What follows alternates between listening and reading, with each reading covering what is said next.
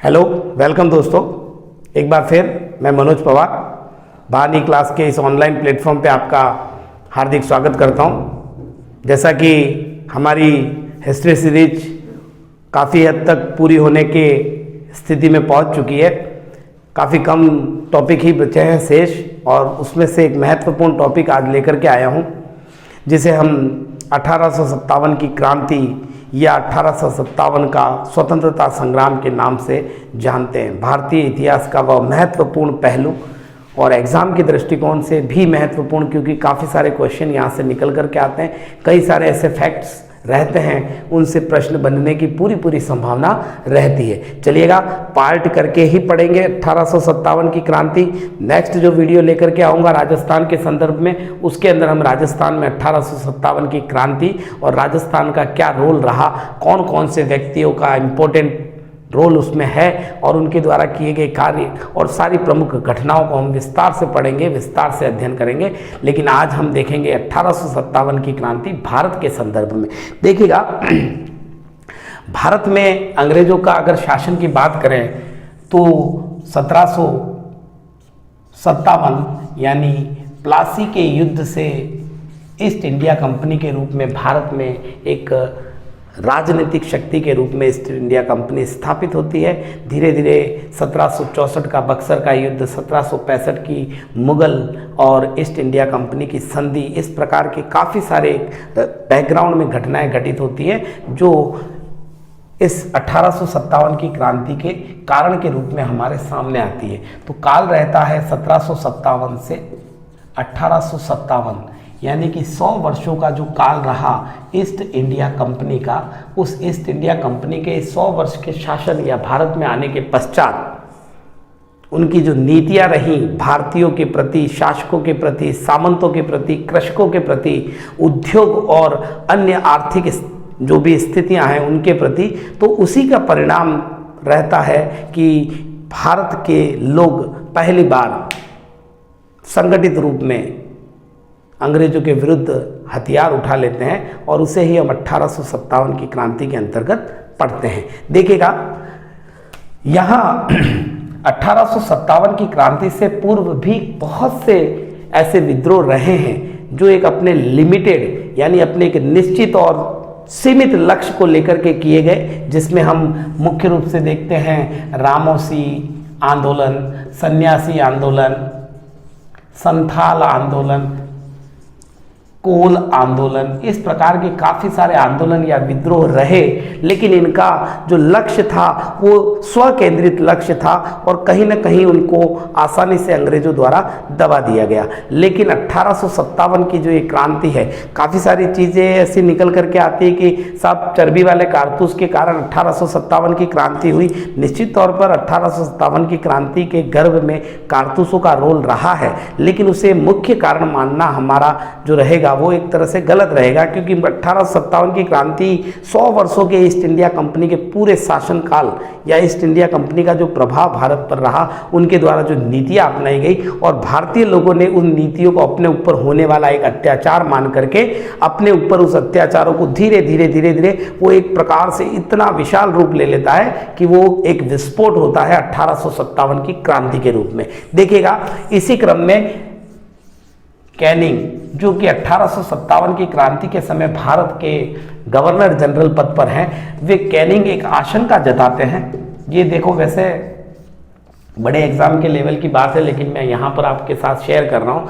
उनके द्वारा एक आशंका जताई जाती है कि भारत का जो नभमंडल है, आकाश है, वो बड़ा शांत दिखाई दे रहा है, लेकिन जिस प्रकार से ईस्ट इंडिया कंपनी के प्रति भारतीय लोगों का जो रवैया दिखाई दे रहा है या भारतीय लोगों के मन में ईस्ट इंडिया कंपनी के प्रति जो भाव है, आगे चल करके एक छोटी सी बदली यानी बादल जिसका आकार मनुष्य के हथेली के बराबर रहेगा, इस छोटी सी बदली का रूप धीरे धीरे कालांतर में बहुत विस्तृत और विराट रूप ले लेगा और कहीं ना कहीं वह ईस्ट इंडिया कंपनी के पतन का कारण या बर्बादी का कारण बनेगा। ऐसी आशंका किसने जताई थी? तो लॉर्ड कैनिंग ने 1857 की क्रांति से पूर्व। देखिएगा तो 1857 की क्रांति को अगर हम देखते हैं तो उसके बैकग्राउंड में वो कौन कौन सी घटनाएं या कारण थी जिनकी वजह से 1857 की क्रांति हुई। तो देखिएगा यहाँ क्रांति को हम उन बिंदुओं से स्पष्ट करेंगे, क्रांति के कारणों के बाद में देखेंगे हम कि क्रांति की रूपरेखा किस प्रकार से बनाई गई। उसके बाद में हम देखेंगे कि क्रांति की शुरुआत या प्रारंभ कहाँ से हुआ, और फिर अलग अलग क्षेत्रों में क्रांति का विस्तार और उससे जुड़ी हुई प्रमुख घटनाएं, और उसके बाद में हम देखते हैं कि क्रांति जो है वो असफल रही है तो उसकी असफलता के क्या कारण रहे, असफलता के कारण, और उसके बाद में हम बात करेंगे उन परिणामों की, परिणाम क्या रहे 1857 की क्रांति के बाद अंग्रेजी नीतियों में और व्यवस्थाओं में क्या परिवर्तन आता है, और उसके बाद बात करेंगे अंत में हम स्वरूप कैसा रहा, किन किन व्यक्तियों के मतों के अनुसार 1857 की क्रांति क्या थी उसके बारे में हम चर्चा करेंगे, और कुछ इंपॉर्टेंट फैक्ट्स जो यहाँ से अक्सर प्रश्न के रूप में हमारे सामने आते हैं कई एग्जाम्स के अंदर, उन पर भी हम चर्चा करेंगे। तो सबसे पहले बात करेंगे हम 1857 की क्रांति के कारण। देखिएगा कारण क्या क्या रहे हैं, तो कारणों को भी अलग अलग पार्ट में हम बांट सकते हैं, आसानी रहेगी समझने में। तो कारण में सबसे पहला कारण हम देखते हैं राजनीतिक कारण। राजनीतिक कारण क्या रहा या क्या रहा नहीं रहे, बहुत से राजनीतिक कारण थे। देखिएगा सबसे पहली बात तो ये हुई कि 1857 की क्रांति के पहले कई ऐसी नीतियां विभिन्न गवर्नर जनरल और अंग्रेज अधिकारियों द्वारा लाई गई जिसने राजनीतिक स्तर पर असंतोष का भाव पैदा किया, जिसमें सर्वप्रथम नाम हम देखेंगे व्यक्तिगत या हड़प की नीति। निश्चित तौर पर किसकी है, तो डलहौजी की। डलहौजी द्वारा लागू की गई हड़प नीति, व्यक्तिगत नीति, और कहीं न कहीं इसे ही गोद निषेध नीति कहा गया। गोद निषेध जो ये नीति लेकर के आता है लॉर्ड डलहौजी द्वारा लाई गई जो ये नीति है व्यक्तिगत की नीति, डलहौजी का कार्यकाल 1748 से।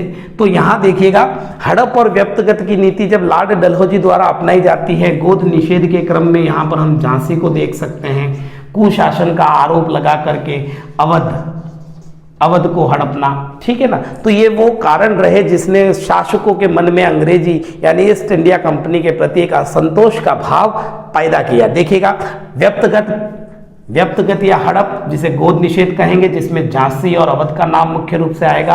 अवध के उस समय के शासक थे वाजिद अली शाह, और उन पर कुशासन का आरोप लगा करके कंपनी ने अवध की रियासत को हड़प लिया। पिछला वीडियो जो मैं लेकर के आया था आपके लिए, जिसमें हमने ब्रिटिश नीतियों को देखा था भारतीय रियासत या राज्यों के प्रति, उसमें मैं डिटेल से इन सारी बातों पर चर्चा कर चुका हूं। आपको इसके लिए अगर वो वीडियो देखते हैं तो इस वीडियो को समझने में काफ़ी मदद मिलेगी। अवध पर ये लिखेंगे हम 1856 के अंदर अवध को कुशासन का आरोप लगा करके हड़प लिया जाता है। झांसी 1853 में, और यहाँ पर कौन सी स्थिति बनती है, गोद निषेध की स्थिति बनती है। तो ऐसी बहुत सी स्थितियां हैं जो शासकों के मन में असंतोष का भाव पैदा करती है। उसके बाद में एक अन्य व्यक्ति जिसको हम कहते हैं वेलेजली, सहायक संधि का जनक या प्रणेता वेलेजली, जिसका काल स्टार्ट होता है 1978 टू 1803, और इसकी जो सहायक संधि थी वह भी कहीं ना कहीं असंतोष का कारण, सहायक संधियां थोपी गई। अगर 1757 प्लासी के युद्ध की बात करें, उसके बाद मुगलों के साथ में होने वाली इलाहाबाद संधि, वो भी कहीं ना कहीं एक असंतोष को पैदा करती है। सहायक संधि वेलेजली के द्वारा प्रारंभ की गई, और सहायक संधि के कारण सबसे अधिक जो प्रभावित रहा वो वर्ग है सामंत वर्ग। देखिएगा 1857 की क्रांति में आगे जब राजस्थान के संदर्भ में भी पढ़ेंगे तो राजा रजवाड़ों के बात करें तो उनको छोड़कर जो सामंत रहे हैं, जागीरदार रहे हैं, ठाकुर रहे हैं, उनकी 1857 की क्रांति में महत्वपूर्ण भूमिका रही है, क्योंकि इस सहायक संधि के कारण सामंत वर्ग में एक असंतोष का भाव पैदा हो गया था। असंतोष का भाव, किस प्रकार असंतोष का भाव, कि राजा रजवाड़े पहले सेना के लिए सामंतों पर निर्भर हुआ करते थे, सामंती व्यवस्था थी साहब। राजा रजवाड़ों के अधीन जितने भी सामंत होते थे, जरूरत पड़ने पर वे सामंत सैनिक सहायता देते थे राजाओं को, इसलिए राजा के दरबार में सामंतों का उचित सम्मान होता था। लेकिन सायक संधि हो जाने के बाद में जब भी सैनिक सहायता की आवश्यकता होती है तो वो रोल अब ईस्ट इंडिया कंपनी निभा रही है। इस कारण राजाओं के दरबार में सामंतों का सम्मान दिन प्रतिदिन कम होता जा रहा है और इसमें सबसे बड़ा रोल रहता है ईस्ट इंडिया कंपनी का। और ये बात सामंत लोग भली भांति जानते थे, इसलिए सामंतों के मन में ईस्ट इंडिया कंपनी के प्रति एक गहरा असंतोष पैदा हुआ। चलिएगा आगे बात करेंगे हम पेशवा की। तो जो पूर्व पेशवा थे उनकी पेंशन को बंद कर दिया गया, पेंशन को बंद कर दिया गया। देखो ईस्ट इंडिया कंपनी का उद्देश्य मैंने बताया था लास्ट वीडियो के अंदर, मुगलों के प्रभाव को कम करना और पेशवाओं के प्रभाव को कम करना। तो पेशवा की जो पेंशन है उसको बंद कर दिया जाता है, यानी एक प्रकार से अपमानित किया जाता है। और मुगल बादशाहों की बात करें तो मुगल बादशाह की भी अपमान किया जाता है। अपमान किस प्रकार का अपमान? उन्हें नजर देना बंद कर दिया ईस्ट इंडिया कंपनी के द्वारा। उसके अलावा सिक्कों पर अपना नाम खुदवाते थे मुगल बादशाह, तो सिक्कों पर नाम नहीं। उसके अलावा मुगल बादशाह को शिफ्ट कर दे की आदेश दे दिए गए कि आप लाल किला छोड़कर कहाँ चले जाइए, कुतुब मीनार के अंदर, कुतुब मीनार। तो ये कुछ ऐसी घटनाएं रही जिससे मुगल बादशाह ने अपना अपमान माना। और मुगल बादशाह क्योंकि तब चाहे वह नाम मात्र का ही रहा हो लेकिन पूरे भारत का एक प्रतिनिधि के रूप में जाना जाता था, तो उन लोगों की, जनता की उनमें एक आस्था थी और कहीं ना कहीं जनता के मन में अपने पेशवा और मुगल बादशाह के अपमान से भी असंतोष पैदा हुआ। चलिएगा आगे बात करते हैं हम अगले कारण की। तो देखिए आप, राजनीतिक कारण में व्यक्तिगत डलहौजी, देन वेलेजली की सहायक संधि जिसके कारण सामंतों में असंतोष, पेशवा बादशाह के अपमान के कारण जनता में असंतोष, गोद निषेध नीति, इस प्रकार की जो नीतियां रही उन्होंने राजनीतिक कारण पैदा किए जो 1857 के राजनीतिक कारण के रूप में हम समझ सकते हैं। दूसरा जो कारण रहेगा उसे हम अगले पॉइंट से समझेंगे, आर्थिक कारण। देखिएगा पिछले वीडियोस की बात मैं बार बार इसलिए याद दिलाता हूं क्योंकि मैं सिलेबस के अकॉर्डिंग वीडियोस पर चल रहा हूं और कहीं ना कहीं एक पार्ट या वीडियो दूसरे वीडियो से जरूर रिलेट करता है, तो कंटिन्यूस उस वीडियो को देखेंगे तो अगले टॉपिक समझने में काफी आसानी रहेगी। आर्थिक कारण इसमें मैंने आपको बताया था, आर्थिक क्षेत्र पे ब्रिटिश प्रभाव, ठीक है ना, तो उसके अंदर इसको बहुत अच्छे से हमने क्लियर किया था। तो यहां देखेंगे आर्थिक क्षेत्र में पहला रहेगा कृषि, यानी किसानों पर क्या रहा अत्याचार अंग्रेजों का। तो देखिएगा राजस्व वसूली जो थी वो अधिक थी, राजस्व अधिक, और जो वसूली की जाती थी उसका स्वरूप बहुत कठोर था। किसान कर्जे में डूबते जा रहे हैं, महाजन वर्ग का उदय हो रहा है, जमींदार वर्ग का उदय हो रहा है, अत्याचार दिनों दिन बढ़ते जा रहे हैं, तो किसानों के मन में भी असंतोष का भाव। और राजस्व जब वसूली होती थी, अकाल जैसी स्थिति में भी उनके करों में कहीं किसी प्रकार की कोई रियायत नहीं दी जाती थी। तो यहाँ कृषि क्षेत्र की बात करेंगे जिसमें 3 प्रकार की व्यवस्थाएं हमने देखी थी, स्थायी व्यवस्था या स्थायी बंदोबस्त, रैयतवाड़ी और महालवाड़ी। तो कहीं ना कहीं किसानों के मन में अंग्रेजों के प्रति, ईस्ट इंडिया कंपनी के प्रति एक नाराजगी जरूर थी। चलिएगा आगे बात करेंगे उद्योगों की। तो मैंने पहले ही क्लियर किया था लास्ट वीडियो के अंदर, उद्योगों की स्थिति किस प्रकार थी कि औद्योगिकरण तो हो रहा है इंग्लैंड में, लेकिन उसका विपरीत प्रभाव पड़ रहा है भारत के उद्योग धंधों पे, और उस घटना को कहा था विऔद्योगिकरण, शहरों का नष्ट होना, विशहरीकरण। और कैनिंग ने इस बारे में लॉर्ड विलियम बेंटिक ने भी एक वक्तव्य में कहा है कि भारत के मैदानों में भारतीय बुनकरों की हड्डियों के ढेर बिखरे पड़े हैं, यानी वे पूरी तरह से आजीविका खो चुके हैं। चलिएगा उद्योगों का पतन हो जाता है। और एक और चीज मैंने जो लास्ट वीडियो में ही डिस्कस की थी, धन निष्कासन, जिसके संदर्भ में दादा भाई नौरोजी का नाम आता है, आरपी दत्त का नाम आता है, आरसी दत्त का नाम आता है। और इस प्रकार से मैंने बताया था कि भारत का धन जो है वो धीरे धीरे इंग्लैंड की ओर जाना शुरू हो जाता है। आर्थिक रूप से भारत को पूरी तरह से निचोड़ लिया जाता है ईस्ट इंडिया कंपनी के द्वारा। तो कहीं ना कहीं भारत को पहुंचाया गया यह आर्थिक नुकसान भी क्रांति के कारण यानी गर्भ में स्थान रखता है। चलिएगा आगे बात करूंगा मैं अगले कारण की, दो पॉइंट्स को एक ही पॉइंट में समझने का प्रयास करेंगे। तीसरा कारण रहेगा सामाजिक और धार्मिक कारण, सामाजिक या धार्मिक कारण। देखिएगा समाज में क्या क्या परिवर्तन हुए एक बार इस पॉइंट को देखने से पहले, कि इस प्रकार की एक प्रथा चल गई कि एक मामूली से मामूली अंग्रेज होता था, उसके सामने बड़े से बड़े भारतीयों को झुकना पड़ता था। भारतीय कहीं ना कहीं ये भारतीयों में एक अपमान का भाव पैदा करता है कि भारत का कोई प्रभावशाली व्यक्ति कितना ही बड़ा हो और अंग्रेज चाहे कितना ही साधारण व्यक्ति हो तो उससे सम्मान देना भारतीय की नैतिक ड्यूटी यानी एक कर्तव्य की तरह पालन करना होता था। देखिएगा समाज में और भी काफी सारे ऐसे परिवर्तन हुए। समाज में भेदभाव अंग्रेजों के मध्य और भारतीयों के मध्य स्पष्ट रूप से देखा जा सकता था, चाहे वो प्रमोशन की बात हो, भर्तियों की बात हो, उच्च पदों की बात हो, भारतीयों को मौका नहीं मिलता था। देखिएगा उसी क्रम में समाज में क्या क्या बदलाव किए हम बिल्कुल जानते हैं। सती प्रथा, लॉर्ड विलियम बेंटिक 1829, तो रमाकांत दवे ने इसका विरोध किया और वे सारे रूढ़िवादी लोग इसको अपने समाज की व्यवस्थाओं पर होने वाले एक आघात के रूप में देखते थे। उसके बाद में बात करूंगा मैं बाल विवाह के बात करूंगा विधवा पुनर्विवाह 1856। तो ये वो सारी घटनाएं रही जिससे भारत का जो रूढ़िवादी पक्ष था या रूढ़िवादी जो खेमा था, उस रूढ़िवादी खेमे के मन में भी असंतोष का भाव पैदा हुआ कि अंग्रेज लोग हमारे समाज की व्यवस्थाओं को तोड़ना चाहते हैं। तो सामाजिक कारण के अंदर एक तो भेदभाव होगा, दूसरी बात आ जाएगी आपके यहाँ पर समाज की पुरानी परंपराओं को तोड़ने से संबंधित। इसके अलावा देखिएगा एक चार्टर एक्ट आता है 1833 के अंदर। इस एक्ट के अंदर क्या व्यवस्था की गई है कि ईसाई जो मिशनरियां हैं, ईसाई मिशनरियों को छूट दे दी जाती है। किस चीज की? ईसाई धर्म के प्रचार की, प्रसार की। 1833 के चार्टर एक्ट में ईसाई मिशनरियों को खुली छूट मिल जाती है कि वो भारत में ईसाई धर्म का जोर शोर से प्रचार प्रसार करे। और इसी क्रम में एक व्यक्ति का नाम निकल करके आता है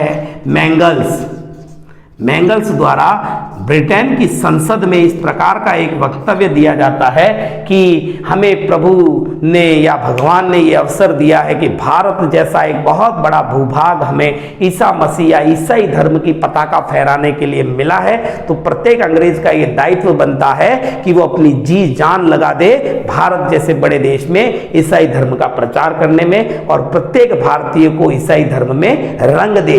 ये मैंगल्स द्वारा इंग्लैंड की संसद में एक वक्तव्य दिया जाता है, एक भाषण दिया जाता है कि ईसाई धर्म की पताका को संपूर्ण भारत में फहरा दिया जाना चाहिए। ठीक है साहब, ये कुछ कारण रहे जिसको हम यहाँ पर ईसाई मिशनरी को छूट मिल गई तो निश्चित तौर पर भारतीय धर्मों को नुकसान पहुंचेगा ही पहुंचेगा। उसके बाद में मैं बात करूंगा कि जो लोग ईसाई धर्म को स्वीकार कर लेते थे ऐसे भारतीय लोगों को नौकरी में वरीयता दी जाती थी। उसके अलावा प्रमोशन में भी वरीयता। और एक सबसे इंपॉर्टेंट जिसका विरोध हुआ था भारत में कि जो व्यक्ति ईसाई बन जाता है वो अपनी पैतृक संपत्ति पर अपना अधिकार नहीं खोता है, यानी कि ईसाई बनने के बावजूद भी वो अपनी पैतृक संपत्ति मांगने का हकदार होगा। इस प्रकार की व्यवस्थाएं ईस्ट इंडिया कंपनी द्वारा की जाती है जिसको भारतीय समाज और धर्म से जुड़े हुए लोग कहीं ना कहीं अपने अपमान और अपने साथ होने वाले एक प्रकार के अत्याचार के रूप में देखते थे और इसी कारण ये असंतोष का भाव भारतीय लोगों में पैदा करता है। आर्थिक कारण, सामाजिक और धार्मिक कारण। उसके बाद में हम बात करेंगे सबसे महत्वपूर्ण सैनिक कारण, क्योंकि काफी सारे विद्वानों ने 1857 की क्रांति को सैनिक विद्रोह की संज्ञा भी दी है। तो सैनिक कारणों के अंदर भी यहां पर भी वही भेदभाव वाली स्थिति है। कैसी भेदभाव की स्थिति? वेतन विसंगतियां थी। अंग्रेजों का वेतन और भारतीय सैनिकों के वेतन में बहुत बड़ा अंतर रखा जाता था। उसके अलावा पदोन्नति यानी वही प्रमोशन, पदोन्नति में भी भेदभाव सैनिकों के साथ में। सैनिकों को एक तरह से देख ले तो अंग्रेज सैनिकों की तुलना में काफी हीन समझा जाता था। उसके बाद में आप बात करेंगे सैनिक कारणों के अंदर कि भारतीय समाज से भी जुड़ा हुआ पॉइंट है कि भारतीय लोग प्रारंभिक समय में, प्राचीन समय में समुद्र पार यात्रा करने को अछूत होने के बराबर मानते थे। अगर समुद्र की यात्रा कर ली, समुद्र के पार चले गए तो हमारा धर्म भ्रष्ट हो जाएगा। लेकिन बावजूद इसके ईस्ट इंडिया कंपनी द्वारा भारतीय सैनिकों को समुद्र पार युद्ध लड़ने के लिए भेजा जाता था। तो ये भी एक सिपाहियों के मन में असंतोष को पैदा करता है। उसके अलावा भारत के निवासी भारतीय कई संप्रदाय अपने धर्म के अनुरूप, परंपराओं के अनुरूप दाढ़ी, मूंछ और बड़े बाल रखना पसंद करते थे या रखते थे। लेकिन ईस्ट इंडिया कंपनी ने उन्हें अंग्रेजी सैनिक का रूप देने के लिए दाढ़ी मूंछ रखना और बाल बढ़ाने पर प्रतिबंध लगा दिया। तो ये भी कहीं ना कहीं दाढ़ी मूंछ और बाल, तो ये भी वो कारण रहा जो भारतीय सैनिकों में असंतोष को पैदा करता है। फिर देखिएगा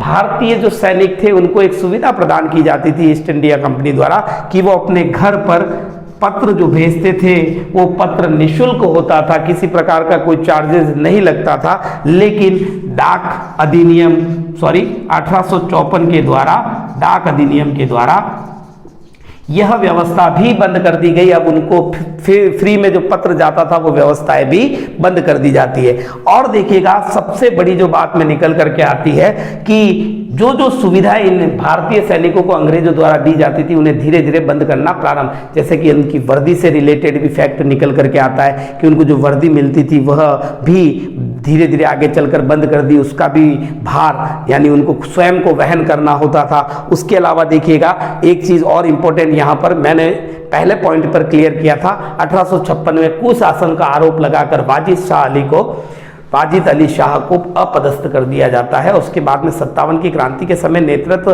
बेगम हजरत महल के हाथों में आ जाता है। लेकिन भारत का एक बहुत बड़ा प्रांत अवध, जिसे हम लखनऊ से भी कह सकते हैं, वर्तमान उत्तर प्रदेश कह सकते हैं, तो बहुत सारे सैनिक अंग्रेजी छावनियों में उस समय कार्यरत थे, तैनात थे। और उसी घटनाक्रम में जब 56 के अंदर अवध को कुशासन का आरोप लगा करके ईस्ट इंडिया कंपनी हड़प लेती है तो अवध के सैनिकों के अंदर एक गुस्सा भड़क उठता है, एक असंतोष का भाव पैदा हो जाता है और यही वो कारण बनता है कि सैनिक छावनियों में विद्रोह हुआ।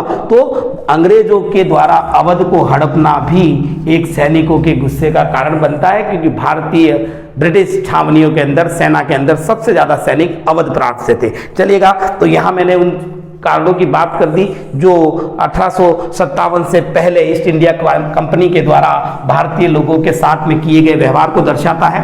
अब यहां बात करेंगे हम उस कारण की जो तात्कालिक कारण बनता है, यानी एक ट्रिगर का काम करता है, बिल्कुल एक चिंगारी का काम करता है। विस्तृतियां तो सारी ईस्ट इंडिया कंपनी के खिलाफ बनी हुई है, लेकिन एक चिंगारी कहां से उस बारूद के ढेर में गिरती है वो देखने वाली बात है। उसे हम तात्कालिक कारण के रूप में स्पष्ट कर सकते हैं। तात्कालिक या कह दीजिए कि वह कारण जिसने 1857 की क्रांति को प्रारंभ किया। देखिएगा घटना है, देखिएगा क्रांति जो प्रारंभ होती है ना उसका प्रभाव एक वर्तमान जो क्षेत्र रहेगा वो बंगाल का रहेगा। प्रारंभिक जो क्षेत्र था क्रांति का वो बंगाल का क्षेत्र था और बंगाल के क्षेत्र में मैं बात करूंगा। देखिएगा सबसे पहले बंगाल के क्षेत्र में जनवरी 1857 में बंगाल के ही एक सैनिक छावनी की बात करेंगे, दमदम। वहां पर एक इंफॉर्मेशन पहुंचती है, अफवाह तो बहुत पहले, देखिएगा उस बेस में जाते हैं हम कि 1856 के अंदर ईस्ट इंडिया कंपनी द्वारा एक निर्णय लिया जाता है, कैनिंग द्वारा एक गवर्नर जनरल द्वारा एक डिसीजन लिया जाता है, निर्णय लिया जाता है। निर्णय क्या है कि जो प्रारंभ में चल रही थी ब्राउन बेस बंदूक उनको चेंज किया जाए और उसको रिप्लेस किससे करेंगे, एनफील्ड राइफल से, एनफील्ड राइफल, और ये सेना को दी जाएगी, सैनिकों को दी जाएगी। लेकिन एनफील्ड राइफल की ये विशेषता थी कि उसका जो कारतूस होता था उसके ऊपर जो कैप लगी होती थी वो चर्बी से बनी होती थी, यानी चर्बी का एक लेयर लगा होता था उस कारतूस के ऊपर और यूज करने से पहले उसे अपने मुंह से काटना होता था। और इस तरह की एक इंफॉर्मेशन लोगों तक पहुंच गई, एक न्यूज पहुंच गई, काफी लोग इसको एक अफवाह भी मानते हैं, उसके ऊपर भी मैं चर्चा करूंगा। तो देखिएगा वहां वो जैसे ही कैप तोड़ेंगे तो बाद में पता चला कि साहब ये तो चर्बी है, और चर्बी किसकी है, यानी गाय और सूअर की चर्बी। तो गाय और सूअर दोनों ही पशु से जुड़ा हुआ ये फैक्ट जब आता है तो हिंदू मुस्लिम दोनों प्रकार के भारतीय सिपाहियों की धार्मिक भावनाएं यहाँ आहत होती प्रतीत होती है। इसीलिए उन सैनिकों ने उन कारतूसों का उपयोग करना मना कर दिया, और यही तात्कालिक कारण रहता है। तो इस प्रकार की इंफॉर्मेशन कि ऐसी बंदूकें आ रही हैं जिसकी कारतूस पर चर्बी लगी है सूअर और गाय की, तो सबसे पहले इस प्रकार की ये न्यूज पहुंचती है बंगाल क्षेत्र के दमदम में, और उसके बाद में बात करेंगे फरवरी 1857 के अंदर ये न्यूज पहुंचती है कहां पर, तो ये पहुंचती है साहब बहरामपुर, और बहरामपुर के बाद फाइनली ये न्यूज पहुंचती है उस स्थान पर जहां पर बहुत महत्वपूर्ण घटना घटित होती है। 29 मार्च 1857 कहां पहुंचती है, बैरकपुर छावनी। और बैरकपुर छावनी में कौन सी इन्फेंट्री तैनात है, तो 34वीं बंगाल नेटिव इन्फेंट्री, इस प्रकार की एक सैनिक टुकड़ी यहाँ मौजूद है बैरकपुर छावनी में। और उस छावनी का एक सिपाही जिसका नाम है मंगल पांडे, तो मंगल पांडे द्वारा विरोध किया जाता है कि हम साहब इस कारतूस का, इस बंदूक का उपयोग नहीं करेंगे। और इसी क्रम में वो काफ़ी गुस्से में आ जाता है, उत्तेजित हो जाता है, और अपने सैनिक छावनी के लेफ्टिनेंट जिसका नाम है लेफ्टिनेंट बाग, और एक जो सार्जेंट होता है, सार्जेंट का नाम है सार्जेंट ह्यूरसन, और लेफ्टिनेंट बाग को गोली मारकर उनकी हत्या कर देते हैं मंगल पांडे। तो मंगल पांडे के द्वारा हत्या कर दी जाती है, और मंगल पांडे सैनिक अदालत द्वारा अपराधी साबित होते हैं, और उन्हें 8 अप्रैल 1857 को फांसी दी जाती है।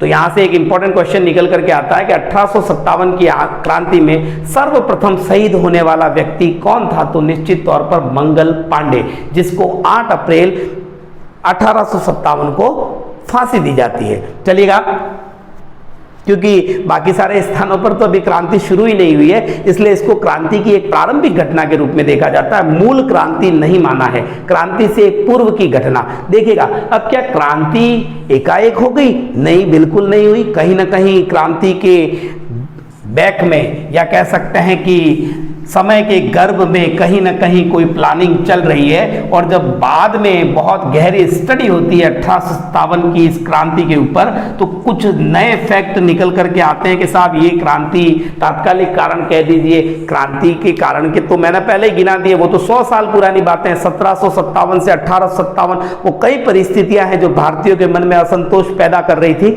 लेकिन इसी क्रम के अंदर देखेंगे हम इसकी जो प्लानिंग रहती है, रूपरेखा रहती है, उससे जुड़े हुए कुछ व्यक्ति, और मैं पहले क्लियर कर चुका हूं कि बड़े से बड़े एग्जाम के लेवल के फैक्ट्स भी लेकर के आऊंगा, तो साथ ही साथ छोटे कक्षाओं की जो आरबीएससी की बुक्स है, जहां से सिलेबस को काफी बार टच किया जाता है, सिलेबस के पॉइंट्स वहां से उठाए जाते हैं, क्वेश्चन वहां से उठाए जाते हैं, उन सारी चीजों का भी समावेश करने का प्रयास किया गया है। तो रूपरेखा में ये छोटी क्लास की किताब के अंदर भी फैक्ट दे रखा है कि 3 लोगों के नाम निकल करके आते हैं, नाना साहेब।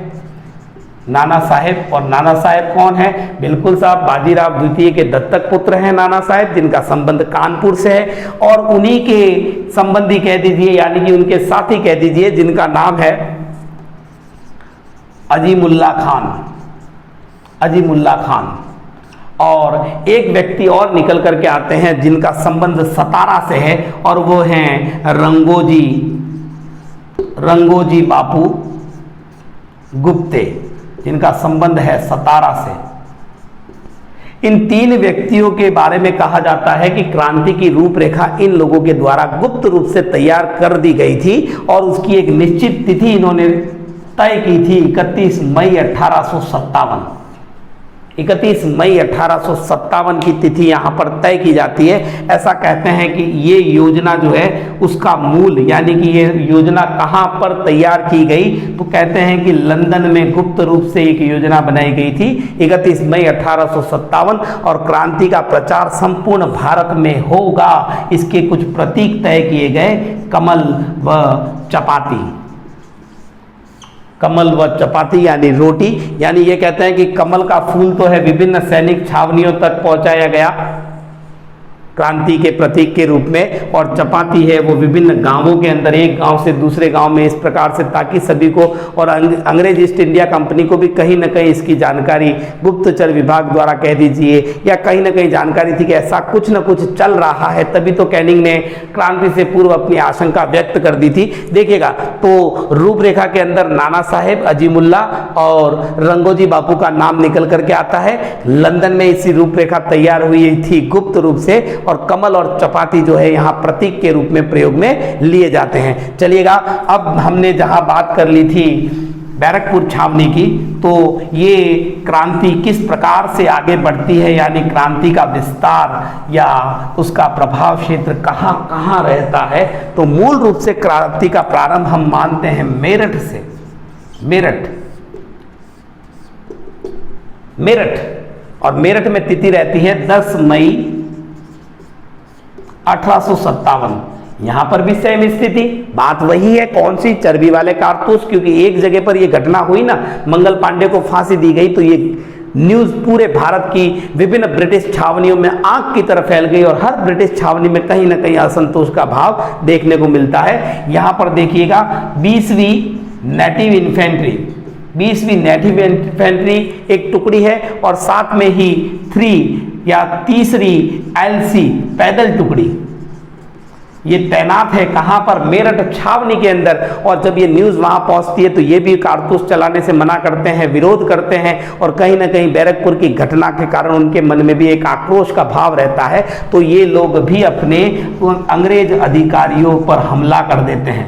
अधिकारियों पर हमला इनके द्वारा कर दिया जाता है, जो भारतीय बंदी हैं उनको आज़ाद करवा दिया जाता है, अधिकारियों की हत्या कर दी जाती है, और इसी क्रम में यानी 11 मई को ये लोग पहुंच जाते हैं, कहाँ, दिल्ली पहुंच जाते हैं।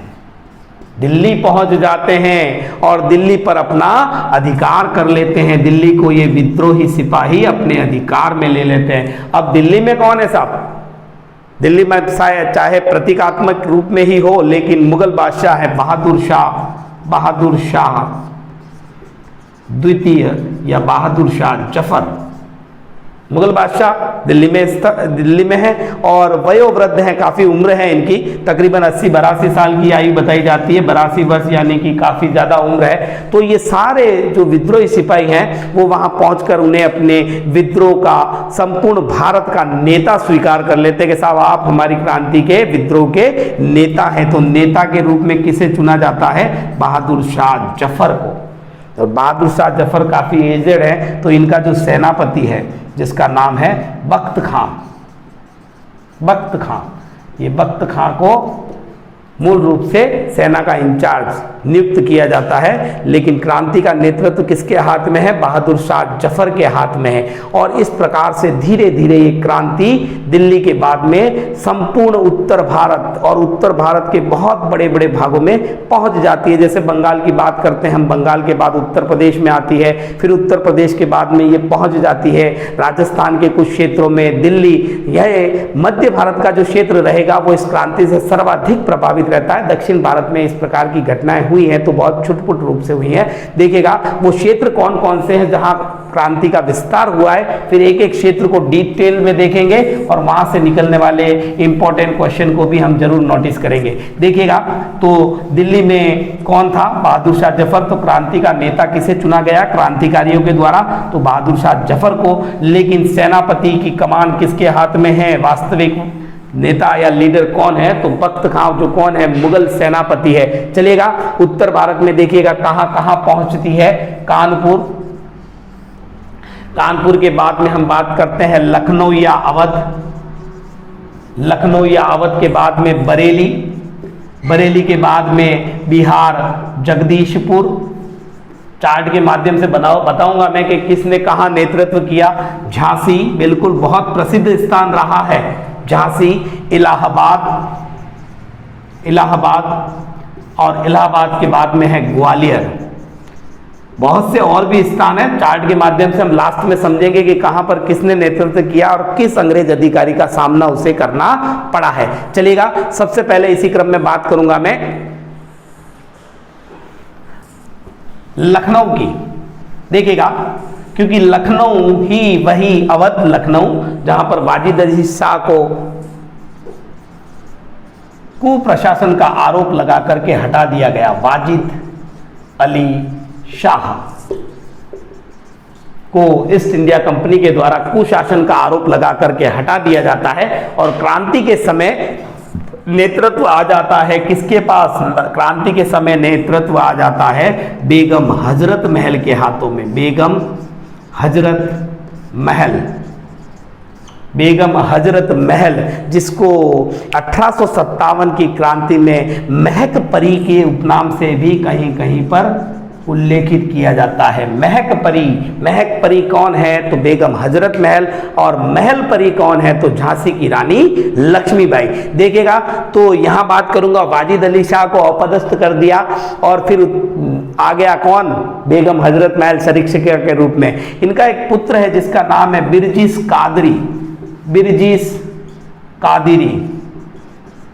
ये इसे अपना उत्तराधिकारी और घोषित कर देते हैं इस पुत्र को। कौन? बेगम हजरत महल। और अंग्रेजों के सामने डट जाती हैं और ऐसा कहते हैं कि स्वयं भी कई जगह पर अंग्रेजों का मुकाबला करने के लिए हाथी पर बैठकर पहुंचती हैं, नेतृत्व करती हैं और अंत में ये नेपाल चली जाती हैं और नेपाल में गुमनाम इनकी मौत हो जाती है।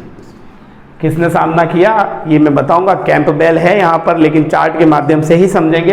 अभी सिर्फ स्थानों की बात कर रहा हूँ, कौन सा स्थान और क्या घटना वहाँ घटित हुई। उसके बाद लखनऊ के बाद में हम देखेंगे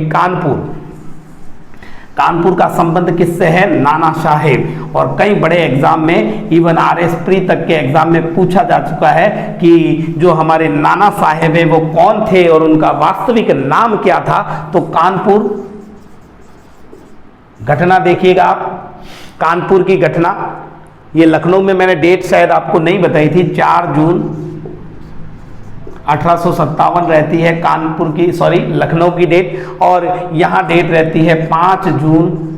समकालीन ही है सभी लगभग 1857। पूरे भारत में विद्रोह की चिंगारी भड़क उठी है, तो कानपुर के अंदर कौन व्यक्ति है नेतृत्व करता? नाना साहेब।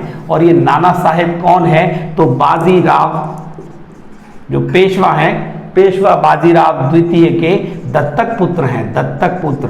तो इनका वास्तविक नाम क्या है? तो इनका वास्तविक नाम है धोंदू पंत। और ये नाम कई एग्जाम में पूछा गया है कि वास्तविक नाम क्या है नाना साहब का? तो धोंदू पंत। और ये अंत में नेपाल चले जाते हैं और वहीं पर रहते हुए अंग्रेजों का सामना करते रहते हैं, अंग्रेजों के विरुद्ध रणनीतियां बनाते रहते हैं, उनसे लोहा लेते रहते हैं और अंत में उनकी वहां मृत्यु हो जाती है, नेपाल में मृत्यु। और कानपुर में इनका सामना किससे होता है ये भी मैं आपको बताऊंगा। कैंपबेल आता है इनके सामने भी, कैंपबेल। तो चार्ट में देखेंगे हम कैंपबेल। देखिएगा, अब बात करेंगे कानपुर के बाद में हम झांसी की। बिल्कुल, झांसी, लक्ष्मीबाई। और लक्ष्मीबाई कौन है? लक्ष्मीबाई, इनका वास्तविक नाम क्या है? इन्हें बचपन में मनु कहते थे, मनु कर्णिका इनका मूल नाम है और इन्हें लक्ष्मीबाई के नाम से इतिहास में ज़्यादा जाना जाता है। झांसी की रानी लक्ष्मीबाई। एक बहुत सुंदर कविता है इनके बारे में कि खूब लड़ी मर्दानी वो तो झांसी वाली रानी थी। यानी कि इनके जो शत्रु रहे हैं वो भी इस बात को स्वीकार करते हैं कि भारत के अंदर महिलाओं में उतनी शक्ति है कि अगर महिलाएं भी अगर साथ में डट करके पुरुषों के साथ में अंग्रेजों का विरोध करें तो अंग्रेजों का अस्तित्व खतरे में पड़ सकता है। और हीरोज के तो वक्तव्य यहाँ पर बहुत प्रसिद्ध होते हैं, कई एग्जाम में पूछे जाते हैं। जब झांसी की रानी वीर गति को प्राप्त करती है तो हीरोज जो ईस्ट इंडिया कंपनी के प्रतिनिधि के रूप में उनका सामना करने के लिए पहुंचता है तो मृत पड़े उस शरीर को देखकर कहता है कि इन मरे हुए भीड़ के अंदर युद्ध के मैदान में जो लाशों के ढेर पड़े हैं उनमें केवल एक ही मर्द है और वो है झांसी की रानी लक्ष्मीबाई। ये प्रश्न भी इंपॉर्टेंट रहता है। तो ये लक्ष्मीबाई कौन है? तो ये गंगाधर राव की पत्नी है और इनकी कोई संतान नहीं थी, तो इन्होंने एक पुत्र को गोद लिया था और उसी गोद लिए हुए पुत्र की लड़ाई है, देखिएगा उसका नाम क्या है? तो उसका नाम रहता है साहब, झांसी की रानी लक्ष्मीबाई के दत्तक पुत्र का नाम दामोदर राव। यहां पर उसका सामना लक्ष्मीबाई के साथ में कौन करने के लिए आता है? तो लक्ष्मीबाई का सामना यहां पर कौन करेगा? ग्वालियर से। देखिएगा सामना तो हीरोज के द्वारा किया जाता है, अंत में उनकी मृत्यु होती है, वीर गति को प्राप्त होते हैं, लेकिन झांसी की रानी के हाथ से झांसी निकल जाती है और इसी क्रम में वे आगे पहुंच जाती है ग्वालियर, जहां उनका सहयोग करते हैं तात्या टोपे। चलिएगा ग्वालियर की बात करूंगा, फिर इन दोनों को आपस में रिलेट करेंगे। ग्वालियर के साथ में नाम जुड़ता है तात्या टोपे का, और तात्या टोपे का रोल बहुत इंपॉर्टेंट है। 1857 की क्रांति में बहुत से प्रश्न तात्या टोपे से भी निकल करके आते हैं। देखिएगा तात्या टोपे जो है उनका वास्तविक नाम है रामचंद्र पांडुरंग। इनका वास्तविक नाम नाना साहब के सहयोगी के रूप में जाने जाते हैं। और देखिएगा ग्वालियर के अंदर ये झांसी की रानी लक्ष्मीबाई का सहयोग करते हैं और अंत में देखते हैं ग्वालियर में जब हीरोज से सामना होता है, तो झांसी की रानी लक्ष्मीबाई बहादुरी से लड़ते हुए वीर गति को प्राप्त होती है 17 जून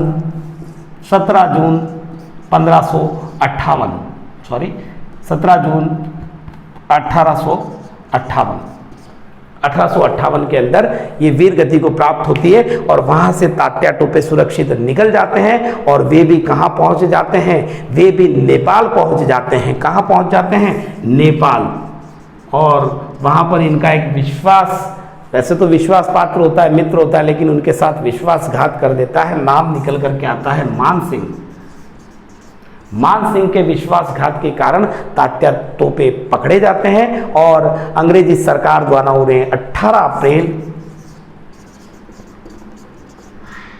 1859 को शिवपुरी में फांसी दे दी जाती है।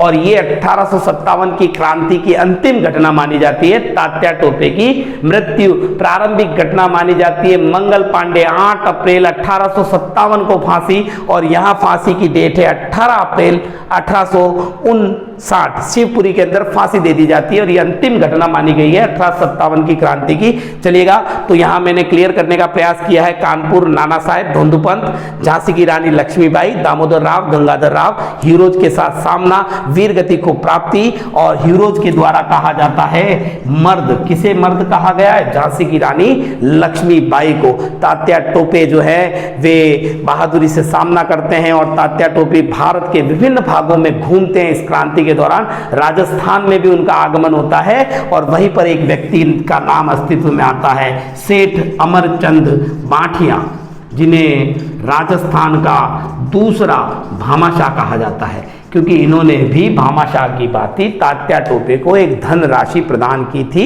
1857 की क्रांति के लिए। जिस प्रकार भामाशाह ने अपनी एक बहुत बड़ी धनराशि महाराणा प्रताप को दी थी, उसी प्रकार से यहाँ अमरचंद बाठिया की बात आती है। तो यहाँ झांसी, ग्वालियर और कानपुर, उनसे जुड़े हुए नेता और उनका सामना करने वाले अंग्रेज अधिकारी और उनसे जुड़े हुए जो फैक्ट निकल करके आते हैं, चाहे वो तात्या टोपे की बात हो, नाना साहेब या झांसी की रानी लक्ष्मीबाई, सारे तथ्यों को छूने का प्रयास मेरे द्वारा किया गया है। और भी कुछ फैक्ट रह जाएंगे तो चार्ट के माध्यम से हम आसानी से क्लियर कर लेंगे। चलिएगा, देखते हैं अगला स्थान क्रांति के विस्तार के रूप में। अगला स्थान है जगदीशपुर।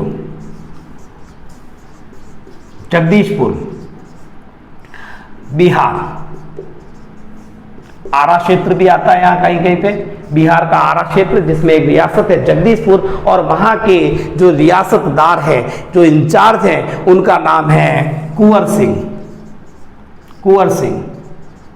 काफ़ी अधिक उम्र के व्यक्ति हैं, लेकिन एक इम्पॉर्टेंट फैक्ट यहाँ से निकल करके आता है, अंग्रेजों के विरुद्ध बहुत से लोगों ने विरोध प्रदर्शन किया, अंग्रेजों का सामना किया, लेकिन अंग्रेजों के विरुद्ध सबसे ज़्यादा जो विजय हासिल की है 1857 की क्रांति में, तो वे हैं कुंवर सिंह। और कई बार एग्जाम में ये भी चीज़ पूछी जाती है कि सबसे वयोवृद्ध क्रांतिकारी कौन था। देखिएगा, नेता की बात नहीं हो रही है, नेता तो बहादुर शाह जफर एकमात्र ही है संपूर्ण क्रांति का पूरे भारत के अंदर, तो वो तो वयोवृद्ध है, लेकिन प्रश्न निकल करके आता है सबसे वयोवृद्ध क्रांतिकारी कौन था, तो जगदीशपुर बिहार के कुंवर सिंह। इनकी एज भी लगभग 80 साल के आसपास बताई जाती है, 80 वर्ष के हैं ये, लेकिन सर्वाधिक विजय दर्ज करते हैं, यानी कि अंग्रेजों को सर्वाधिक बार पराजित कौन करते हैं इस क्रांति के दौरान। न केवल जगदीशपुर बल्कि ये बिहार के जगदीशपुर क्षेत्र से बाहर निकल कर भी अंग्रेजों से लोहा लेते हैं और विजय प्राप्त करते हैं। इन्हें बिहार का शेर कहा जाता है, बिहार का शेर। तो बिहार का शेर किसे कहते हैं? कुंवर सिंह को। तो शेरे मैसूर कहते हैं टीपू सुल्तान को। और बंगाल टाइगर किसे कहा जाता है, ये आप देखिएगा, सोचिएगा कि बंगाल का टाइगर किसे कहा जाता है। चलेगा, नहीं, सौरभ गांगुली को नहीं कहते हैं। सौरभ गांगुली वर्तमान परिप्रेक्ष्य में थोड़ी पूछ रहा हूं, बंगाल टाइगर बिल्कुल है सौरभ गांगुली, लेकिन यहां सौरभ गांगुली से क्या तात्पर्य रहेगा? बंगाल टाइगर ये ऐतिहासिक तथ्यों के आधार पर पूछ रहा हूं मैं। चलेगा, बिहार का शेर सबसे अधिक विजय दर्ज करते हैं और 26 अप्रैल 1858 में भी इनकी मृत्यु हो जाती है, यानी कि काफी अधिक घायल हो जाते हैं और उसी कारण उनकी मृत्यु हो जाती है क्रांति के ही दौरान। तो यहाँ मैंने उन क्षेत्रों के बारे में जहाँ से बहुत सारे इंपॉर्टेंट क्वेश्चन निकल करके आते हैं और राजस्थान के संदर्भ में बहुत इंटरेस्टिंग फैक्ट और निकल करके आने वाले परीक्षा के दृष्टिकोण से महत्वपूर्ण रहेंगे। अब देखिएगा, इसी क्रम में हम आगे बढ़ते हैं कि जो ये क्रांति रही, हमने देखा कि उत्तर भारत और मध्य भारत के काफी क्षेत्रों में इसका प्रसार रहा, लेकिन दक्षिण भारत में उतनी प्रभावी नहीं रही है। तो ये क्रांति सफल नहीं हो पाती है, ये क्रांति कहीं ना कहीं असफल रहती है। सफल तो तब होती जब अंग्रेज भाग जाते, लेकिन अंग्रेज तो उसके बाद भी काफी लंबे समय तक टिके रहे। तो क्रांति की असफलता के क्या कारण रहे, उनको यहां जान लेना जरूरी होगा। ये जो क्रांति है उसकी असफलता के कारण काफी सारी चीजें बिल्कुल स्पष्ट है।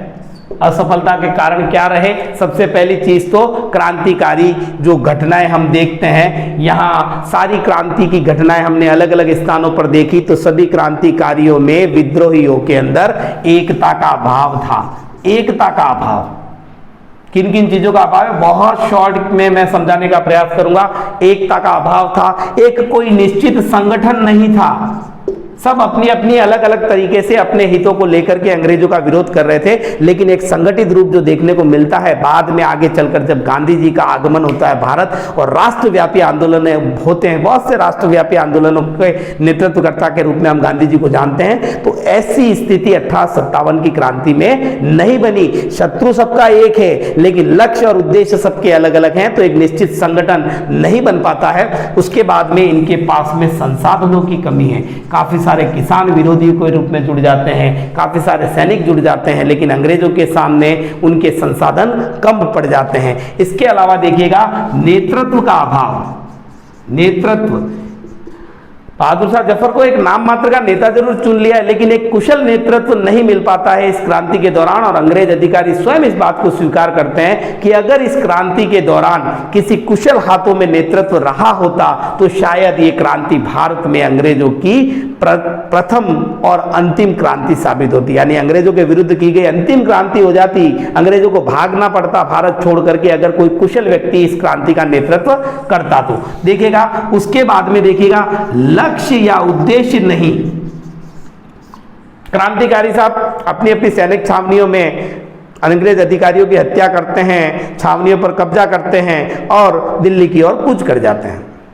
और दिल्ली पहुंचकर क्या, लक्ष्य से भटक गए। दिल्ली पहुंचकर क्या हासिल हुआ? कुछ हासिल नहीं हुआ। और वो दिल्ली पहुंचते हैं तब तक अंग्रेज अधिकारी पीछे से आते हैं और कैंपबेल के नेतृत्व में जो सेनापति बनाया गया था, विद्रोह के विरुद्ध प्रधान सेनापति कैंपबेल को बनाया गया था। तो इस प्रकार से अलग अलग सैनिक अधिकारी पहुंचते हैं और जिस प्रकार विद्रोही सैनिक कब्जा करते हैं छावनियों पर, किसी नगर पर कब्जा करते हैं और दिल्ली की ओर कूच कर जाते हैं। पीछे से अंग्रेज सेना आती है और उस क्षेत्र को पुनः अंग्रेजी कब्जे में ले लेती है। तो कुछ हासिल नहीं हो पाया इस क्रांति के अंदर, यानी क्रांतिकारियों के पास कोई निश्चित लक्ष्य या उद्देश्य नहीं था। एक सबसे इंपॉर्टेंट फैक्ट इसी पॉइंट के अंदर कि क्रांति जो है वो निश्चित तिथि पर नहीं हुई, तय की थी ना 31 मई 1857, लेकिन कहाँ, देखिए मंगल पांडे ने गुस्से में आकर के बहुत पहले इसको एक प्रारंभिक रूप दे दिया, फिर मेरठ में भी 10 मई को प्रारंभ हुई, उसके बाद धीरे धीरे जहां जहां मैसेज पहुंचता गया अपने स्तर पर क्रांति शुरू होती रही। अगर संपूर्ण भारत में सभी सैनिक छावनियों के अंदर एक ही फिक्स डेट के अंदर अगर क्रांति की शुरुआत होती तो अंग्रेज सरकार ईस्ट इंडिया कंपनी के लिए उसे कंट्रोल कर पाना बहुत मुश्किल साबित होता। देखिएगा, और दूसरा सबसे महत्वपूर्ण कारण कि जो शासक वर्ग रहा है भारत का, शासक वर्ग, उनका कोई समर्थन नहीं रहा, उनका समर्थन उल्टे रहा है ईस्ट इंडिया कंपनी के साथ, वफादार बनकर रहे हैं ईस्ट इंडिया कंपनी के। इसीलिए तो आगे चल करके 1858 के महारानी के घोषणा पत्र में काफी सारी रियायतें पा लेते हैं ये लोग। चलिएगा, तो अधिकांश शासक EIC यानी ईस्ट इंडिया कंपनी के साथ होते हैं, विद्रोहियों का साथ नहीं देते हैं। काफी शासक तो ऐसे रहे जो अंग्रेजों की मदद के लिए अपनी रियासत क्षेत्र को छोड़ करके बाहर तक पहुंच गए। हाँ बिल्कुल, मैं राजस्थान के बीकानेर रियासत के सरदार सिंह की बात कर रहा हूं, जो हिसार तक पहुंच जाते हैं अंग्रेजी सेना की मदद के लिए। देखिएगा आगे इस क्रांति के अंदर हम देखते हैं तो सैनिक जुड़े हैं, किसान लोग जुड़े हैं, लेकिन नहीं जुड़ा है भारत का एक बहुत बड़ा वर्ग जिसको हम कहेंगे शिक्षित वर्ग, शिक्षित या मध्यम वर्ग। बिल्कुल ये इस क्रांति में कैसे रहे हैं, उदासीन रहे हैं, क्योंकि उनको पता ही नहीं है कि क्रांति हो रही है तो किस लिए हो रही है, किन लोगों द्वारा की जा रही है। ये तो एक सैनिक विद्रोह है, सैनिकों से इसका संबंध है, हमारा इससे क्या लेना देना। कहीं पर कोई सामंत लड़ रहा है तो कि भाई वो तो अपने खुद के हितों के लिए लड़ रहा है। मतलब कुल मिलाकर के एक संगठित रूप नहीं देखने को मिला क्रांति में, और यही कारण रहा कि 1857 की क्रांति विफल हो जाती है। चलिएगा, उसके बाद में मैंने जो पहले ही डिस्कस कर दिया है कि क्रांति का जो प्रभाव क्षेत्र है वो सीमित रहता है, यानी कि मध्य भारत और उत्तर भारत का भाग, दक्षिण भारत पूरी तरह से अछूता, छूट-फूट घटनाओं को छोड़कर। तो ये वो सारे कारण होते हैं जो इस क्रांति को असफल बनाते हैं, जिसमें लोगों का सहयोग नहीं मिल पाता, सभी लोग नहीं जुट पाते, और लोग जो विद्रोही हैं, सिपाही स्वयं जो विद्रोह में भाग ले रहे, उनके पास भी अपना कोई लक्ष्य नहीं है। वे लोग भी वो ही कार्य कर रहे हैं जो उनको उचित लग रहा है। चलिएगा, आगे बात करेंगे हम अगले पॉइंट पे, असफलता के कारण मैंने बता दिए। उसके बाद में देखेंगे हम परिणाम, कौन से परिणाम रहे 1857 की क्रांति के। महत्वपूर्ण बदलाव होते हैं साहब 1857 की क्रांति में। ईस्ट इंडिया कंपनी और अंग्रेजी ब्रिटिश सरकार मजबूर हो जाती है उन महत्वपूर्ण बदलावों को करने के लिए। तो परिणाम में देखेंगे सबसे पहले 1858 का घोषणा पत्र, महारानी का घोषणा पत्र, जिसका वाचन इलाहाबाद में प्रथम वायसराय कैनिंग द्वारा, हाँ तब तो गवर्नर जनरल ही था, उस घोषणा पत्र के अंदर ही तो वायसराय की उपाधि प्रदान की गई, पद सृजित किया गया, कैनिंग के द्वारा वाचन किया जाता है। और उसके अलावा और कौन से बदलाव, EIC समाप्त, यानी ईस्ट इंडिया कंपनी का शासन समाप्त। अब सीधा हम ब्रिटिश साम्राज्य के अधीन आ जाते हैं, क्राउन के अधीन आ जाते हैं, और फिर वो नीति नई शुरू हो जाती है ना, कौन सी, अधीनस्थ संघ की नीति। चलेगा, उसके बाद में देखिएगा यहाँ एक समिति की बात करूंगा, एक कमीशन की, पील कमीशन का गठन, और उसकी जो सुझाव या सिफारिश पे सेना का पुनर्गठन किया जाता है। सेना का पुनर्गठन यानी भारतीय सैनिकों की संख्या अधिक होने के कारण विद्रोह हुआ, इस वजह से अनुपात को अब क्या कर दिया गया, 2:1, जो प्रारंभ में 5:1 था, ठीक है ना, 5:1, ये भारतीय और ये अंग्रेज। यहां पर अनुपात को देखिए 2:1 कर दिया जाता है ताकि विद्रोह की आशंका को दोबारा पैदा न होने दिया जाए। उसके बाद में एक और कमीशन, रॉयल कमीशन, और रॉयल कमीशन क्या सिफारिश करता है कि सेना में सांप्रदायिक आधार पर बनाई जाए टुकड़ियां, हिंदू मुस्लिम सिख, इस प्रकार से, ताकि उनके अंदर एक नीति अपनाई जाए, फूट डालो और राज करो, और देखिएगा इस सेना के अंदर देखो सबसे बड़ा रोल रहा है अवध के सिपाहियों का इस क्रांति के अंदर। तो अंग्रेजी सरकार ने कहीं ना कहीं एक संप्रदाय को टारगेट किया, मुस्लिम संप्रदाय को, कि उनकी भर्ती अब सेना में नहीं के बराबर होनी चाहिए। ठीक है साहब, तो ये भी एक फैक्ट निकल करके आता है परिणाम के अंदर। और क्या परिणाम रहा? फूट डालो राज करो, बिल्कुल मुस्लिम सैनिकों का प्रभाव बिल्कुल कम कर दिया जाता है। और इसी क्रम में कहेंगे कांग्रेस की स्थापना, ए.ओ. ह्यूम द्वारा कांग्रेस की स्थापना की जाती है। और ये प्लेटफॉर्म ब्रिटिश जो गवर्नमेंट है वो सपोर्ट करती है कि एक ऐसा मंच मिले जिसमें भारतीय लोग असंतुष्ट होने पर अपनी बात उस मंच के द्वारा ईस्ट इंडिया कंपनी ब्रिटिश सरकार तक पहुंचा सके। यानी कि अगर शांतिपूर्ण तरीके से बात पहुंच रही है तो शायद दूसरी बार क्रांति न हो, यानी कि हिंसात्मक विद्रोह न हो। इस संभावना को खत्म करने के लिए कांग्रेस की स्थापना। लेकिन अंग्रेजों की बुरी किस्मत कि भारत के राष्ट्रवादी नेता आगे से आगे उस कांग्रेस में जुड़ते चले गए और वही कांग्रेस आगे चल करके भारतीय राष्ट्रीय आंदोलन का सूत्रपात करती है और आजादी की इस लड़ाई में एक महत्वपूर्ण रोल में दिखाई देती है। तो कांग्रेस की स्थापना हो जाती है। फिर भारत सचिव का एक नया पद सृजित किया जाता है। भारत सचिव, जैसे पहले था ना गवर्नर जनरल, उसके बाद वायसराय, तो एक नया पद सृजित कर दिया जाता है जिसको हम कहते हैं भारत सचिव का पद। और एक महत्वपूर्ण काम होता है, एक महत्वपूर्ण घटना, एक महत्वपूर्ण पहलू, वह वंश जो भारत के अंदर महत्वपूर्ण राजवंशों में गिना जाता है, जिसका प्रभाव क्षेत्र बहुत अधिक रहा, जहां अकबर जैसे महान शासक हुए। यानी मैं बात कर रहा हूं मुगल वंश की, तो मुगल वंश जो है वो समाप्त हो जाता है। अंतिम मुगल बादशाह कौन है? तो बहादुर शाह जफर, क्योंकि उन्हीं की आंखों के सामने उनके पुत्र और पोतों को गोलियों से भून दिया जाता है, समूल नष्ट हो जाता है और अंतिम मुगल बादशाह घोषित करके बहादुर शाह जफर को रंगून भेज देते हैं। और रंगून में ही सन 1862 के अंदर रंगून में उनकी मौत हो जाती है और उन्हें वहीं पर दफनाया जाता है। और कहते हैं कि उनकी कब्र पर इस प्रकार का एक वक्तव्य लिखा हुआ है कि कितना लाचार था बहादुर शाह जफर, जिसको अपनी खुद की सरजमी पर दफन करने के लिए 2 गज जमीन भी नसीब नहीं हुई। कहाँ ले जाकर दफनाया? रंगून ले जाकर दफनाया। चलिएगा, तो ये महत्वपूर्ण जो परिणाम रहे हैं 1857 की क्रांति के। और एक फैक्ट और इसमें शेष रह जाता है, वो देखते हैं हम कि देखेंगे अंग्रेजों के गवर्नर जनरल और प्रथम वायसराय कैनिंग कहते हैं कि साहब अंग्रेजी साम्राज्य का साथ अगर भारतीय राजाओं ने नहीं दिया होता तटबंध बनकर इस तूफान में, मैंने पहले वीडियो में भी बात जिक्र की आपके साथ में, तो हमारी कश्ती बह जाती, हमारा अस्तित्व नष्ट हो जाता। तो राजाओं ने जो किया है उनका पुरस्कार उन्हें मिलना चाहिए। ईआईसी के साथ की हुई संधि और अधिकार उनको वैसे ही मिलेंगे जैसे कि ईआईसी के साथ में मिलते थे।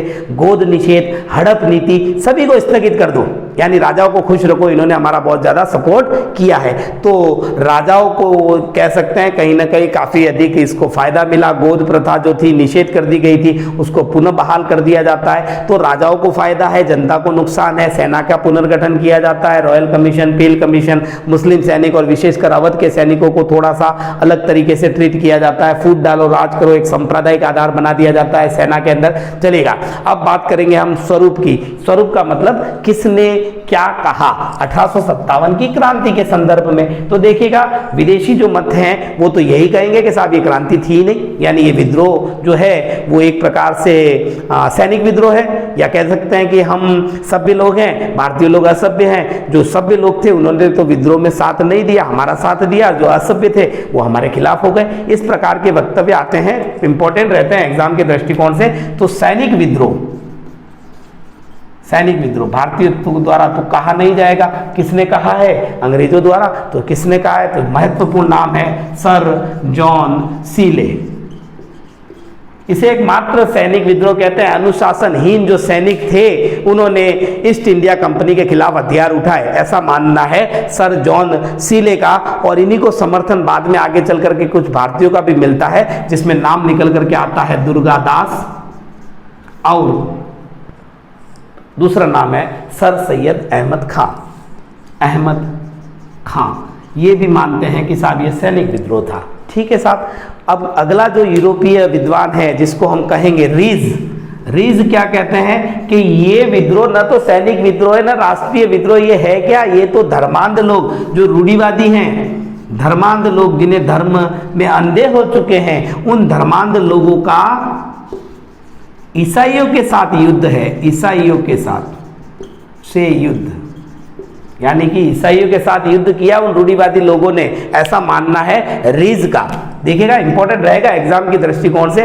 तो होम्स जो है वो क्या कहते हैं, होम्स कहते हैं कि साहब हम लोग जो है वो सभ्य लोग हैं, यूरोपीय लोग हम सभ्य हैं, तो ये सभ्य लोगों के विरुद्ध असभ्य या बर्बर लोगों का युद्ध है। यानी सभ्य और बर्बर लोगों के बीच का युद्ध किसने कहा है, होम्स ने कहा है। हम सभ्य हैं और जो लोग विद्रोह कर रहे थे वे असभ्य या बर्बर लोग हैं। बर्बर, बिल्कुल बर्बरता से यहाँ पर संज्ञा दी है, बर्बर, ठीक है ना। चलिएगा, अब देखेंगे उस भारतीय व्यक्ति को जिसको एक तरह से ये कहते हैं कि आज़ादी के पश्चात या आगे कालांतर में 1857 की क्रांति के संदर्भ में लिखने की बात कही गई, लेकिन आगे चल करके उनके विचारों से, क्योंकि वो असहमत थे इन विचारों से, कि ये उन्होंने क्या कहा कि 1857 का जो ये विद्रोह है, न तो पहला राष्ट्रीय विद्रोह है या राष्ट्रीय आंदोलन है, न ये पहला, न राष्ट्रीय और न स्वतंत्रता संग्राम है, स्वतंत्रता संग्राम भी नहीं है। ऐसा किसने कहा है, आरसी मजूमदार ने, आरसी मजूमदार। अब उस पक्ष की बात करेंगे जिन्होंने इस विद्रोह को या इस क्रांति को काफी ज्यादा इंपॉर्टेंट बताया है, काफी ज्यादा महत्व दिया है और महत्व देना भी चाहिए। देखिएगा कौन है वे, तो बिल्कुल नाम सबसे पहले आता है दामोदर, वीर दामोदर सावरकर,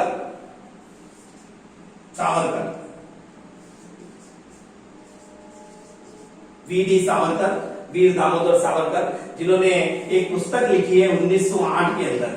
पुस्तक का नाम क्या है, पुस्तक का नाम है first war of Indian independence, यानी कि भारत का पहला स्वतंत्रता संग्राम। हिंदी में कहें तो भारत का प्रथम स्वतंत्रता संग्राम, ये पुस्तक का नाम है। और यही नाम उन्होंने दिया था 1857 की क्रांति को। क्या कहा था उन्होंने कि ये भारत का प्रथम स्वतंत्रता संग्राम है।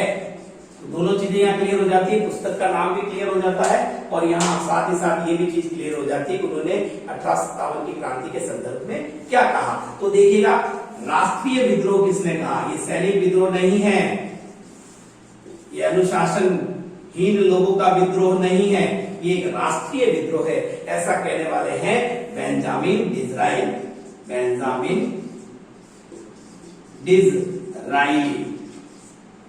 हाँ बिल्कुल, इनका संबंध इंग्लैंड से है और ये कहते हैं, बहुत स्पष्ट तौर पर कहते हैं कि मामूली एक छोटी सी घटना कारतूस वाली के कारण ये घटना हुई है, सैनिक विद्रोह ऐसा कुछ नहीं है। ये पास्ट में हुए उन सारे कारणों का परिणाम है और ये एक राष्ट्रीय विद्रोह था, राष्ट्रीय विद्रोह था। ये कौन कहता है, ये कहता है बेंजामिन डिज़राइली। और इसी के साथ में इनका समर्थन करता है अशोक मेहता, एक भारतीय व्यक्ति अशोक मेहता। अशोक मेहता ने भी इसे एक राष्ट्रीय विद्रोह ही माना है। चलिएगा, और इसी क्रम में जब मैंने बताया था कि आरसी मजूमदार को वो पुस्तक लिखने वाली बात 1857, पुस्तक का टाइटल भी यही है 1857, वर्ड में देख लेंगे अपन, लेकिन मैंने ऐसे लिख दिया 1857। और ये पुस्तक किसके द्वारा लिखी जाती है, आगे चल करके एस.एन. सेन द्वारा। तो यहाँ उन सारे तथ्यों की बात की अपन ने कि कौन कौन से महत्वपूर्ण वक्तव्य रहे जो 1857 की संज्ञा उन लोगों के द्वारा प्रदान की गई। तो नाम याद रखेंगे, आरसी मजूमदार, सर सैयद अहमद खान और दुर्गादास, जिन्होंने अंग्रेज मतों का ही समर्थन किया था। और सबसे महत्वपूर्ण रहता है वीडी सावरकर का मत, पहला स्वतंत्रता संग्राम। पुस्तक का नाम भी भारत का पहला स्वतंत्रता संग्राम 1908 में, और आगे चल करके इसको अंग्रेजी सरकार द्वारा प्रतिबंधित कर दिया जाता है।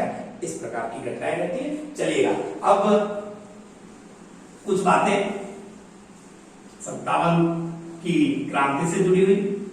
पहला शहीद कौन हुआ, मंगल पांडे, बैरकपुर से जिसका संबंध है। अंतिम घटना कौन सी रही? तो अंतिम घटना तात्या टोपे को जो फांसी दी जाती है शिवपुरी के अंदर 18 अप्रैल 1559। नेपाल चले जाते हैं, लेकिन एक विश्वासघाती मानसिंह के कारण पकड़े जाते हैं, उन्हें फांसी की सजा हो जाती है। उसके बाद में हम बात करेंगे 1857 की क्रांति के समय गवर्नर जनरल कौन है?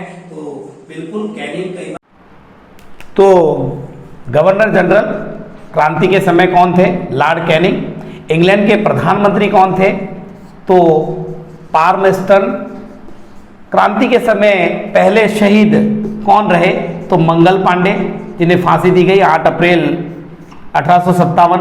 अंतिम शहीद कौन रहे? अंतिम यानी उसको हम कह सकते हैं कि क्रांति की अंतिम घटना, तो तात्या टोपे की फांसी, ये अंतिम शहीद है। और ये फांसी कब दी जाती है? तो ये दी जाती है 18 अप्रैल 1859 शिवपुरी के अंदर। देखिएगा यहाँ 8 अप्रैल 1858। तो ये महत्वपूर्ण बातें चपाती और कमल प्रतीक के रूप में, और यहाँ तात्या टोपे को अक्सर कई बार पूछा जाता है। तो चलेगा, आप बात करेंगे उस सारणी की जिससे काफी सारे प्रश्न निकल करके आएंगे। सारणी पर चलते हैं।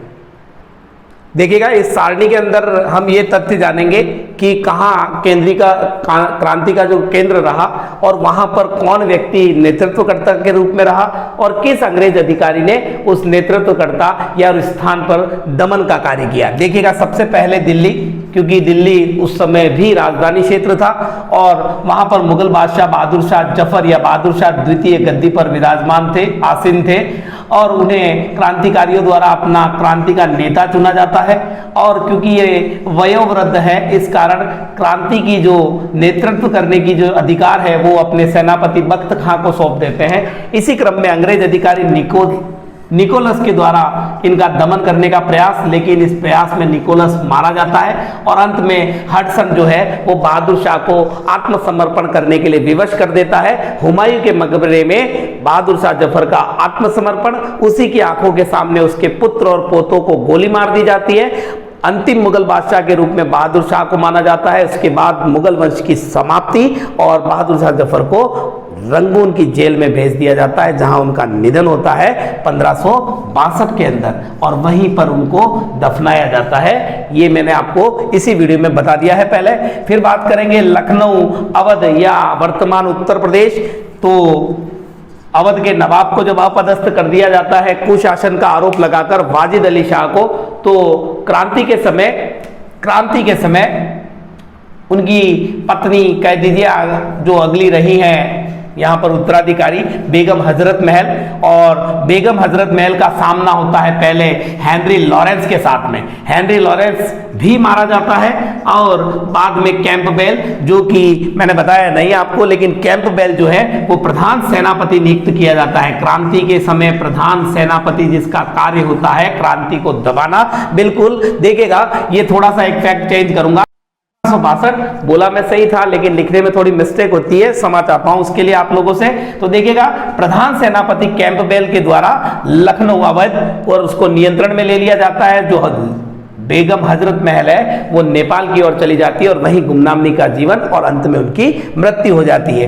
कानपुर से संबंध है नाना साहेब का, यहां पर भी कैंपबेल, लेकिन कैंपबेल के हाथ नाना साहब नहीं लगते हैं और पहुंच जाते हैं नेपाल, और जीवन पर्यंत वे वहां अंग्रेजों का सामना करते हैं, उनके विरुद्ध नीतियां बनाते हैं और वहीं पर उनकी मृत्यु हो जाती है। ग्वालियर में तात्या टोपे, बिल्कुल रामचंद्र पांडुरंग जिनका मूल नाम है, वे सपोर्ट करते हैं कानपुर में नाना साहेब को, और ग्वालियर में इनका सपोर्ट लक्ष्मीबाई भी करती हैं, और ये यहां से फरार हो जाते हैं, चले जाते हैं नेपाल की तरफ, और एक विश्वासघाती के हाथों पकड़वाए जाते हैं और अंग्रेजों द्वारा इनको फांसी दी जाती है। झांसी का नेतृत्व करती हैं महारानी झांसी की रानी लक्ष्मीबाई, और उनका सामना होता है हीरोज से, और हीरोज के साथ सामना करते हुए इनकी मृत्यु होती है। और तब हीरोज कहता है कि इन मुर्दा लोगों की भीड़ में एक ही मर्द है, और वो है झांसी की रानी लक्ष्मीबाई।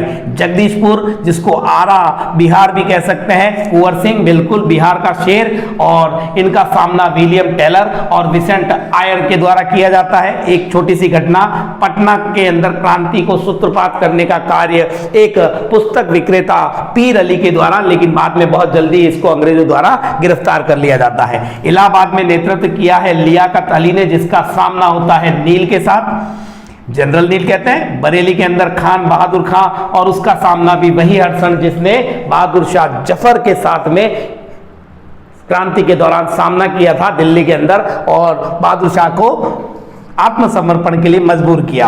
असम से, यहां से छोटे छोटे प्रश्न निकल करके आते हैं। असम के दीवान थे मनीराम दत्त, और इनके द्वारा वहां का जो उत्तराधिकारी है कंदपेश्वर सिंह, उनके लिए ये विद्रोह किया जाता है और मनीराम को बाद में गिरफ्तार कर लिया जाता है। उड़ीसा संबलपुर क्षेत्र में सुरेंद्र शाही व उज्जवल शाही, और सतारा के अंदर रंगोजी बापू गुप्ते, ये वही रंगोजी बापू गुप्ते हैं जो क्रांति की रूपरेखा या प्रस्तावना में जिनका नाम शामिल होता है। तो प्रयास यही रहा है कि आप लोगों को 1857 की क्रांति भारत के संदर्भ में सारे तथ्यों का समावेश मैंने यहाँ किया है। तो इसी के साथ वीडियो में मैं मनोज पवार आप लोगों की इजाजत चाहूंगा। अगले वीडियो में फिर से आपसे मुलाकात होगी इसी क्रम के अंदर। धन्यवाद, जय हिंद।